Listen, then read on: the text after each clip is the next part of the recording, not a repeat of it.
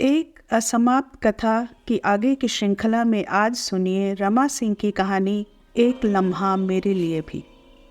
वर्षों बाद आज नंदिता को वह पत्र लिखने बैठी थी। कलम रोककर वह सोचने लगी, पत्र पढ़कर नंदिता की प्रतिक्रिया क्या होगी। क्या वह कहानी के लिए एक अच्छा सा थीम पाकर खुश होगी?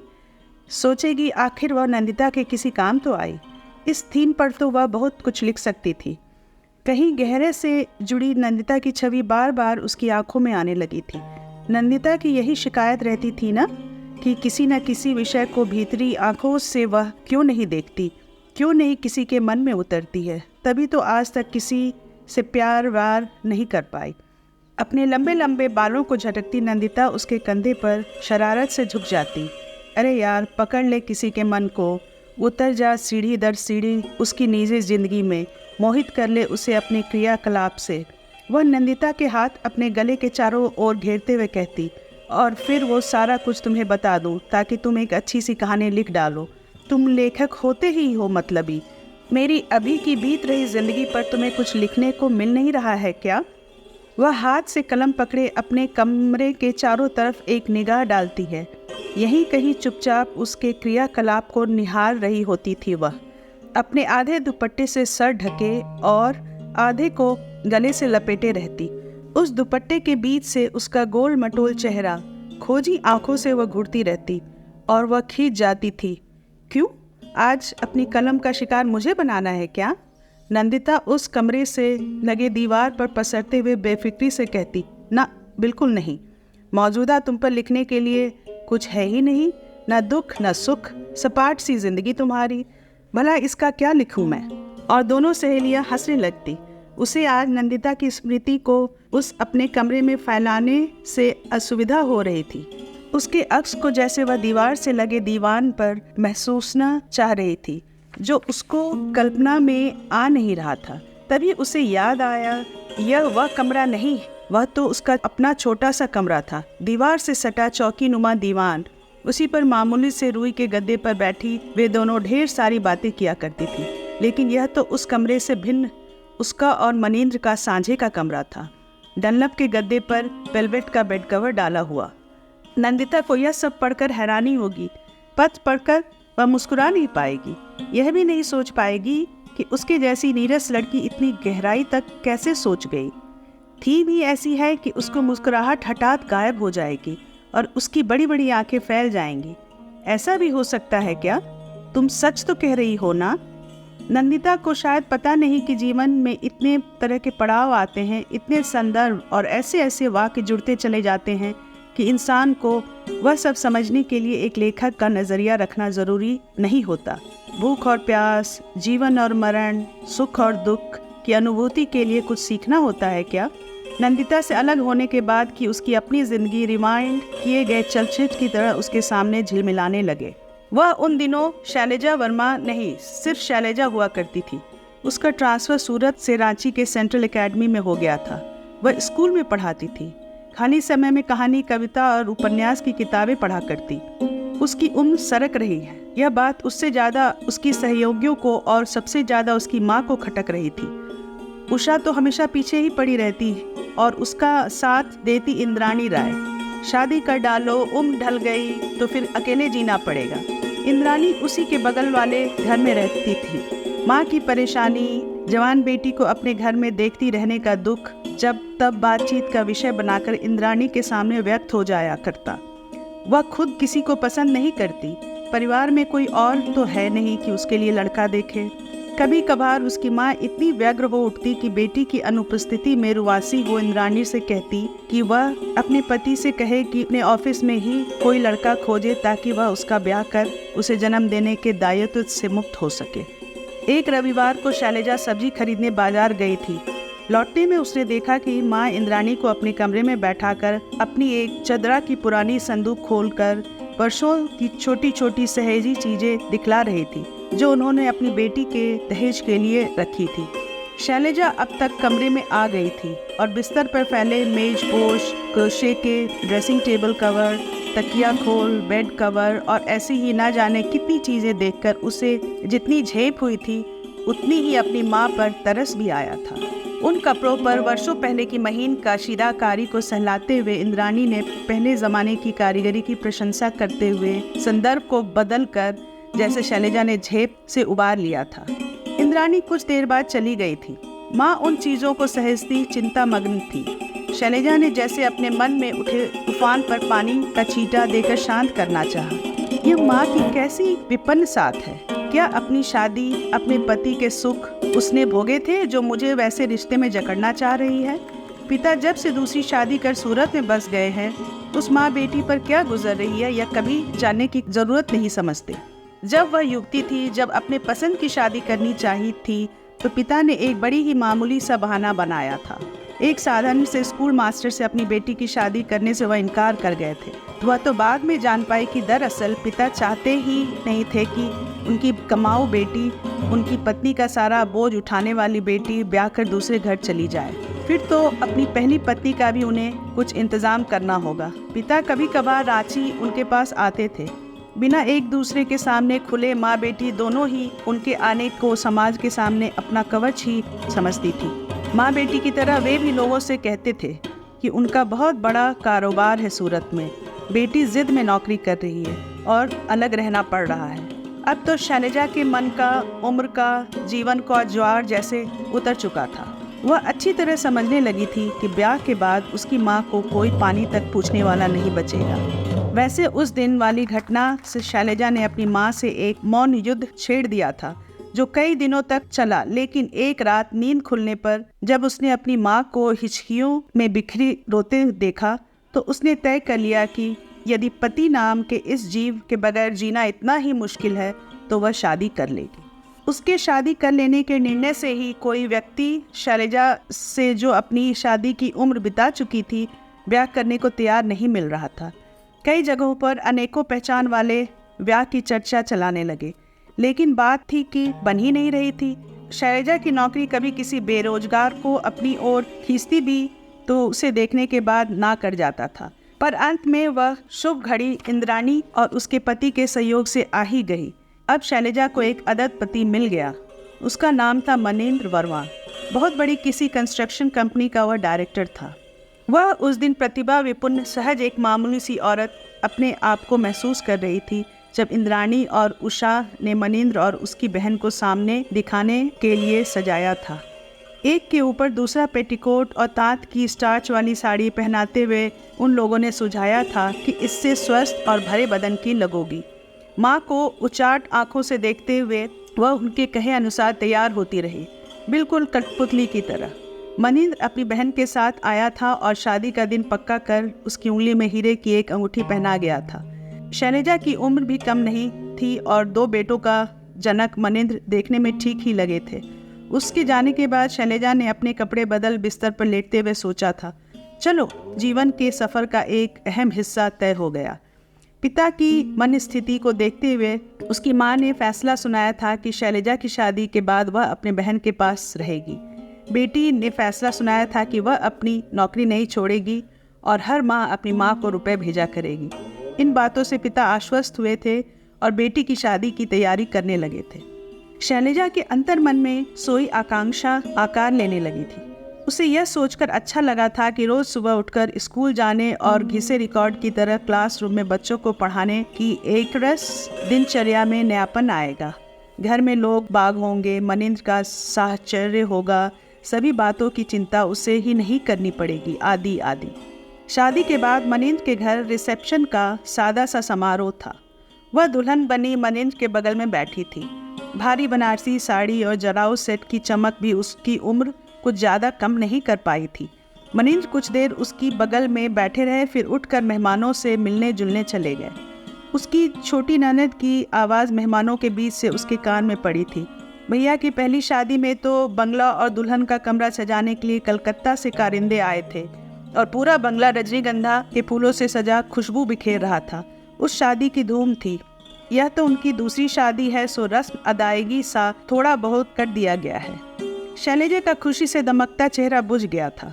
जहन में व्यंग की बोली उभरी मगर मुंह में ही तालू से चिपक कर रह गई। उसकी तो यह पहली ही शादी थी ना, लेकिन एक लड़की को लेकर कहाँ कोई बात सोची जाती है। मन में एक उल्लास और नए जीवन की आभा से दमकती हुई वह पास आती जिंदगी में सपने बुनते हुए जब सुहाग शैया की ओर बढ़ी थी तो मनिंद्र को गहरी नींद में निश्चिंत सा सोया देखकर उसे अचरज हुआ था। यह मनिंद्र भी कैसा आदमी है, न ही पहले की जुदाई का गम और न ही दूसरी के आगमन की खुशी।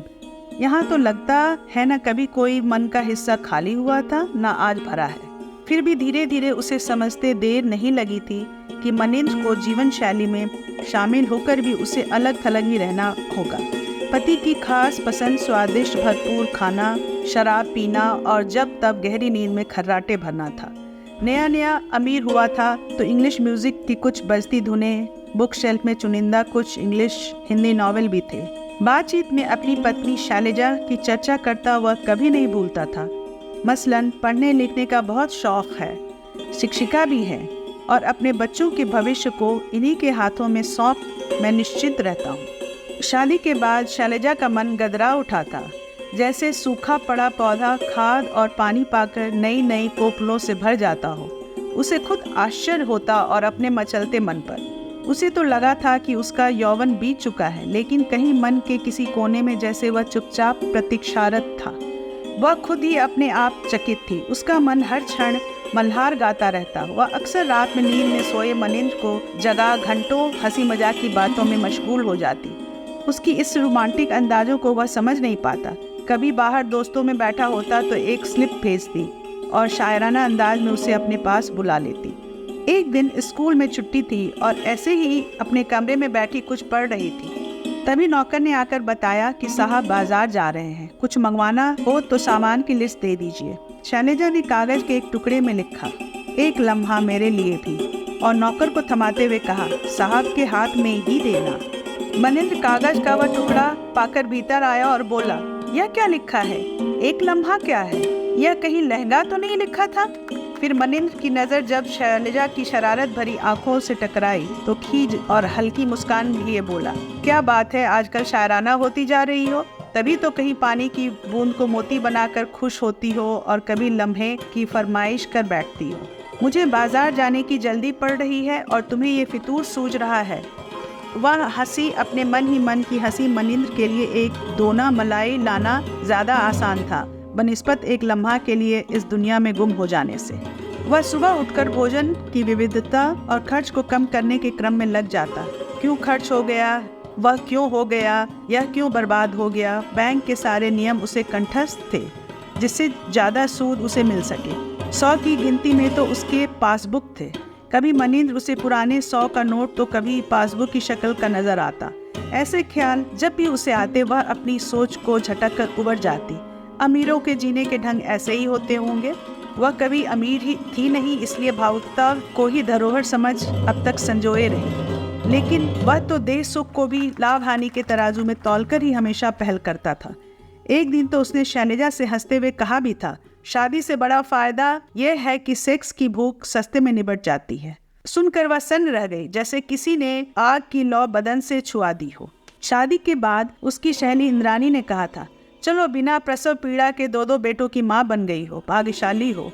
वह कुछ दिनों तक बिना बोले सोचती रही, क्या यह इंद्रानी का उसके प्रति व्यंग था या फिर उसका बिना कुछ कहे सोचा समझा कथन मात्र। फिर कुछ दिनों बाद उसकी बड़ी ननद, जो उसे पहली बार मनिंद्र के साथ पसंद कर गई थी, आई हुई थी। शैलजा के कान बचाकर भाई से बोल रही थी, बच्चों को प्यार से रखती तो है ना? मैंने तो उसे देखकर उसी दिन सोच लिया था कि इतनी उम्र चढ़ गई है और बिल्कुल सूखी सी है, बच्चे जन्ने से तो रही, फिर इन्हीं बच्चों को माँ जैसा प्यार करेगी। सुनकर शैलजा के आंसू उमड़े, मगर गले में ही अटक कर रह गए थे। तो उसकी विवशता का इस्तेमाल किया गया था। उसने तो इसका कारण उसकी प्रतिभा को समझा था। वह धीरे धीरे समझने लगी थी कि मनिंद्र को भी उसके पास बैठना उबाऊ लगता है। कुछ चीप या चालू चीज़ की चर्चा में जब शैलजा अपनी रुचि नहीं दिखलाती थी तो वह बाहर चला जाता था। एक दिन का वाक़या है कि बैठक में मनिंद्र अपने मित्रों से बात कर रहा था। ये जो सिविल कोर्ट में नई ऑफिसर आई है, पटाखा है यार। उसका दोस्त बोला, अरे यार बड़ी स्ट्रिक्ट है। फिर मनिंद्र की आवाज़ आई धीमे स्वरों में, छोड़ो भी, दिल्ली बम्बई कहाँ कहाँ पढ़ाई करती है और स्ट्रिक्ट है, ऐसे को मैं खूब समझता हूँ। शैलजा कॉरिडोर से लौट आई थी। वह और अधिक नहीं सुन सकी थी। उसने सचमुच में अपने कान बंद कर लिए थे। जीवन भर रुपए जोड़ता मनिंद्र अपनी हथेली पर दौलत के गुमान पर किसी की भी छवि जब चाहे बना बिगाड़ सकता है। इन सब के बावजूद शैलजा मनिंद्र को प्यार करती थी और एक अबोध युवती जैसी किसी वल्लरी सी उसके एहसास से लिपटती जा रही थी। कभी कभी मनिंद्र के व्यक्तित्व के उन झाड़ झंकार को परे कर देखती तो वह उसे मोहक लगता था। फिर यह उसके अपने ही मन की आकांक्षा थी जिसमें नगीने की तरह उसे जकड़कर वह उसे प्यार करने लगती। ऐसे क्षणों में जब वह खुशी से लबालब भरी होती तो वह छलक आई खुशी ही मनिंद्र को मनु बना देती। ऐसे क्षणों में शैलजा से संतुष्ट हो वह करवट बदलकर सो जाता और शैलजा की आंखों में एक वीरानी पसर आती। वह उस वीरानी में भटकती वह सोच जाती, मनु एक ऐसा बड़ा सा मिट्टी का चिकना घड़ा है जिस पर पानी डालो या अमृत ढलक ही जाता है। वह सिर्फ अपने आप को प्यार करता है, अपनी इच्छा, अपनी संतुष्टि को। उसे अपनी ही बेबसी पर हंसी आ जाती जो भीतर से उसे खुरेचने लगती। माँ के स्वर्गवास के बाद मनिंद्र ने जिद करके उसकी नौकरी छुड़वा दी थी। घर की देखभाल, बच्चों की देखभाल, उसकी अपनी देखभाल ढंग से हो नहीं पा रही थी। नौकरों द्वारा अनाप शनाप खर्च हो जाया करता था। यह सब होते हुए भी जिंदगी ठीक ठाक थी, चल रही थी, लेकिन उस एक घटना ने तो जैसे सारा कुछ ध्वस्त कर दिया था। शरीर की सारी ऊर्जा ही सोख ली थी। मनिंद्र की पहली पत्नी माधुरी की मैके की एक आया थी। सुना था माधुरी के साथ ही वह उसके मैके से आई थी। उसे लोग जितन कहते थे। बच्चों के पैदा होने से लेकर उसके पालने पोषने का सारा कुछ उसके जिम्मे था। उसी जितन ने बताया था कि माधुरी को भी उसी ने पाला था। उसका कोई था नहीं और वह वही माधुरी के घर परिवार में बस गई थी। माधुरी के स्वर्गवास के बाद लाख लोगों ने समझाया, वह नहीं मानी और वापस अपने गांव चली गई। कहती गई थी, मधु बेटी के साथ ही इस घर में मेरा नाता रिश्ता खत्म हो गया। लेकिन कभी कभार पर त्योहार में या फिर कुशल क्षेम जानने चली आया करती थी। शैलजा की भी सेवा टहल कर जाती थी। जितने दिन रहती बच्चों को प्यार दुलार करती रहती। जब जाने लगती तो माधुरी का फोटो छू छू कर खूब रोती। माधुरी के संगत में जितन भी थोड़ा पढ़ना लिखना सीख गई थी। इधर कई हफ्ते से मनिंद्र दिल्ली गए हुए थे अपने किसी ऑफिशियल काम से। जितन आई हुई थी। चाय पानी के बाद शैलजा के कमरे में बैठी उसके पैर दबाने लगी। आज तक शैलजा ने कभी किसी से माधुरी की बावत नहीं पूछा था। उस दिन न जाने क्या सूझा कि वह जितन से पूछ बैठी, माधुरी दीदी बहुत सुंदर थी क्या? जितन की आंखों में एक चमक लगी, जैसे कोई सूत्र मिल गया हो माधुरी की स्मृति को जीवंत करने का। उसने जब माधुरी की कथा कहनी शुरू की तो वह सब भी कह गई जिससे शैलजा के भीतर एक ऐसा मड़ोड़ पैदा कर दिया हो जिसका इलाज ढूंढने पर भी उसे नहीं मिल पा रहा था। वह कहे जा रही थी, भोली भाली माधुरी अपने पति को ही अपना सब कुछ मानने वाली, पति के पसंद का खाना, उसकी पसंद का पहनना और देखने में साक्षात परी लगती थी। अक्सर मधु बिटिया कहा करती थी, वे दिन रात कमाते हैं, पसीना बहाते हैं, तो क्या खर्च का हिसाब नहीं रखेंगे? कम खर्च करने को नहीं कहेंगे? बहुत संतुष्ट जीवन था दोनों का। जो पति चाहते थे वही काम वह किया करती थी। रत्ती भर कम ज्यादा नहीं। हर समय जैसे पति एक दिए की लौ हो जिसे अपने आंचल से आड़ किए वह उसके आलोक में जी रही थी। इधर बहुत दिनों से माधुरी बीमार चल रही थी। कभी शरीर का खून कम पड़ जाता तो कभी ब्लड प्रेशर बढ़ा रहता। मोटी कुछ ज्यादा हो गई थी सो डॉक्टर वजन घटाने को बोलते थे। एक दिन अचानक वह बेहोश हो गई। डॉक्टरों का इलाज चल रहा था। 10 दिन हो गए थे लेकिन होश आने का नाम नहीं ले रहा था। डॉक्टरों ने जिस बीमारी का नाम बतलाया उसमें बीमार कोमा में चला जाता है और यह कोमा में रहने की बीमारी की अवधि 15 दिन, 1 महीना, साल भर, 5 साल और यहाँ तक कि 10 साल से ज़्यादा भी हो सकती है। माधुरी बेटी कोमा में कई महीने से पड़ी थी। मैं तो रात दिन उसकी सेवा में लगी रहती। बीच रात में ज़रा ज़रा हू करती तो मेरी आंखें खुल जाती। दोनों बेटे आकर माँ का माथा चूम जाते, चेहरा सहला जाते और भारी आंखों से स्कूल चले जाते। स्कूल से आते ही बस्ता लिए माँ के कमरे में ही पहुँचते थे। साल भर से ज़्यादा ही बीता था और मधु बेटी वैसे ही बिस्तर में बेहोश पड़ी थी। मनिंद्र बाबू अब उगने लगे थे। अक्सर अपनी बहनों से कहते कि अब मन उचाट होने लगा है। माधुरी के साथ अपने को कब तक इस उदासी, इस सन्नाटे के हवाले रखा जा सकता है? इतने इलाज के बाद भी जब फायदा नहीं हो रहा है तो इस शायद के भरोसे भला कब तक रहा जा सकता है? पीछे की बात है, झूठ नहीं बोलेंगे। बहनें तो भाई को सांत्वना ही देती हैं, कुछ गलत सलत नहीं सिखाती हैं, लेकिन पता नहीं उस दिन मनिंद्र बाबू पर कैसा पिशाच सवार हो गया कि सब कुछ खत्म हो गया। बोलकर वह आंचल से मुंह ढककर रोने लगी थी। शैलजा लेटी थी तो उठकर बैठ गई। क्या हुआ था माधुरी दीदी को, कैसे मरी थी वो, कहते हुए उसे झकझोरने लगी।